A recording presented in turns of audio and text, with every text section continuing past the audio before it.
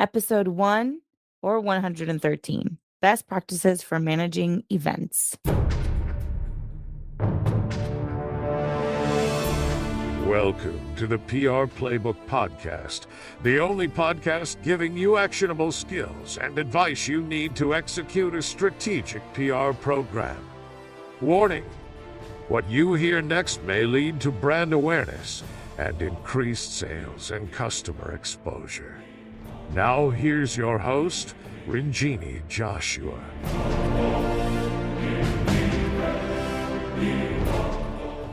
Hello and welcome to the new year and episode 113/1. Best practices for managing events. I'm on my way to CES as we speak. And I thought this would just be a good reminder to make sure that you have things, dialed up when you're going to a trade show. And so some things that people don't consider or think of because maybe it seems trivial or they just forget, I wanted to kind of chat about and create a little checklist for you guys. So as you guys are heading off to different trade shows this year, I know January is busy for us, and then it picks up again in March and then June. So anyways, here's some best practices for managing events. So first thing, I want to cover some of the basics. Always, number one, if you have a booth, always create a booth schedule so people can take breaks, eat food, see the show. It's the worst thing that can happen is you are stuck at a booth for 12 hours and you're basically exhausted or dead by the end of it. It's always good, no matter how small your booth is, to have at least two people. And then the larger it gets, obviously, the more people you might want to add. But always have a schedule. Just, like you used to work, if you used to work in retail, these like little break schedules and things like that. So, yeah, have a schedule. And even if you're walking the show floor, I think it's good to have a schedule of like where you're going to be. A big show like CES, there's so many locations. You want to know what day you're going to be here at the, convention center, what day you're going to be at the Venetian. So it's just good to know what area of like the show that you're going to be covering that day. So always create a booth schedule or even just like a personal schedule of where you're going to be going. Number two, agree on your booth show messaging. And of course, this is more for people who are exhibiting. Agree on your messaging and then talk to the team as a group. Hey, these are our three core messages for the show. We need to be, giving everyone kind of the same party line. And so that way, you know that everyone's talking in the same voice, relaying the same information. Have snacks and water at the booth. And I can't tell you how many times this has saved us. Obviously, if you want something else at the booth, like energy drinks, that would be my other suggestion. But yes, having water and snacks at the booth can not only save you, but maybe a passerby that could be potential customer or media, and you see they look a little parched, and you can hand them some water. Number 4, have a physical or digital schedule at the booth where you can schedule meetings. Now, this usually happens at like some of the bigger booths where they have this schedule already laid out. Well, it's great to be able to have like an iPad or your iPhone here with you, and you have the schedule and you can like put people into slots if no one's available at the moment. And so that means you have to coordinate schedules a little bit, but I think it's worth having just to have people in there. And then also that can serve as like a lead generation or lead capture tool of like capturing the lead. Cause if they don't come back later, then at least maybe you have their information. So make sure you have a physical or digital schedule. I love working with paper. I know it's a waste, but you can use an iPad. Create a Calendly link or some kind of link for meetings later post show. So we've been doing a lot of stuff with creating links and QR codes, which I'll talk about in the next section, for meetings after the show, because maybe it's not necessarily, maybe they don't have time during the show or they just found out about you. Try to schedule that post show meeting right away so that you can mitigate some of that loss that'll happen when you shuffle through emails. Okay, so that's some of the basic stuff. If you're an exhibitor, there's some other things that you really should be doing to maximize your opportunities. So if you're an exhibitor, I think people know this by now, but get the media list. You have access to the pre-registered media list. Get the media list so that you can book meetings in advance, or The trend that we've noticed is like, slowly but surely media is not booking meetings unless it's like super exclusive news. Or you can at least convey, you could tell them like, hey, this is what we're doing at our booth, stop by. And you can maybe get a little gauge on expressed interest at that time. So I think get the media list to book meetings in advance.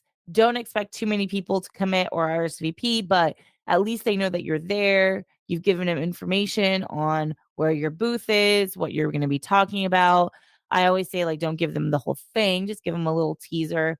And that way you can see if you can kind of get some people stopping by your booth in advance. Of course, have your press kit with the newest information available. So refresh your press kit. We just did that with First CES. Make sure you have your newest images, your newest FAQs, your newest product sheets, your newest press release. I always like to have like at least 3 press releases, previous ones in there as well, just to give a little bit of background and context on what's been going on with the company, executive bios, company overviews, things like that too. So have the press kit with your newest information available, which leads me into my next point, which is leverage the power of QR codes. And QR codes, I think, made a big comeback in the last couple of years. But when we were going to trade shows last year, we noticed that it was just invaluable to have either a QR code to the press kit on a business card or printed out and pasted to our booth or just available on our phone so media could scan it. So have a QR code available because I think that's going to increase the chances of people going to your press kit right away and getting more information. Ditch the swag and go for valuable content. So again, leveraging the QR code, you might want to do a white paper, case study, some other kind of brochure. The swag is going away unless you have some really cool swag that's like super branded or is really going to be something that people keep. I mean, if you think about it, most of all, it just goes in the trash. And even if it doesn't go in the trash, think about the swag that you take home. What do you do with it? So, if it's useful, I think if you're going to make swag, make useful, practical, efficient swag. If you are just doing swag to just because you feel like you have to have something, I don't think people feel that way. I would rather have a bowl of candy at your booth to get some people there. So if it's about attracting people, don't worry about the swag and you can replace it with water, candy, hand sanitizer. Um, those are kind of like the go-tos. Make everything digital. That's another thing, you know, I wrote this down, but make everything digital is a great idea, but I also like the idea of like small informational postcards. So that kind of goes against what I just said, but I think you can make the bulk of your content digital. And maybe in this small postcard, you can give people the highlights with again, a QR code. Again, my most favorite thing right now. It could be like a very, very small printout. And then that way it's less paper. But I think it is valuable to have like a piece of paper because I always think about my experiences when I'm walking through the trade show and what do I keep? What do I not keep? I like a little card. And sometimes if it's a really good card and it's hitting all the key points that I am interested in, then I will keep it. And if it has a QR code, I know I can go later to find some more information.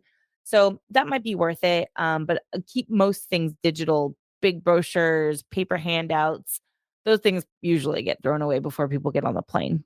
So unless it's for media and it's like a press release or very informational, they request it, I don't think you need a paper handout. Number 6, always have a video at your booth, but make sure that you get rid of sound and add subtitles so nobody can hear videos unless you're Samsung or Mercedes Benz or Sony or, I'm using a few examples of like large booths. So unless you have a humongous booth or you have a soundproof booth, and you can play the sound, remember, sound is not going to matter. Subtitles are. So you can have subtitles. I've had people just sit and read a video before, and it just seems a little funny when they're looking at it, but they do read the subtitles or they do watch the video. So make a good looping video. I would say for a trade show, 2 minutes is great. 1 minute's a little short. 3 minutes is okay too, but I wouldn't make it longer than that. Okay, and last but not least, follow up as soon as possible. And when I mean as soon as possible, I mean, that day, if you want to add people to LinkedIn, if you want to follow up or schedule a follow up, even because the likelihood of you forgetting all the conversation that you had or remembering to even do it or having enough energy when you get back from a big trade show is pretty low. If you follow up sooner than later, then there's definitely a higher chance. I would notice that people are following up same day, and that's usually pretty effective. Now, with media, we've always done that.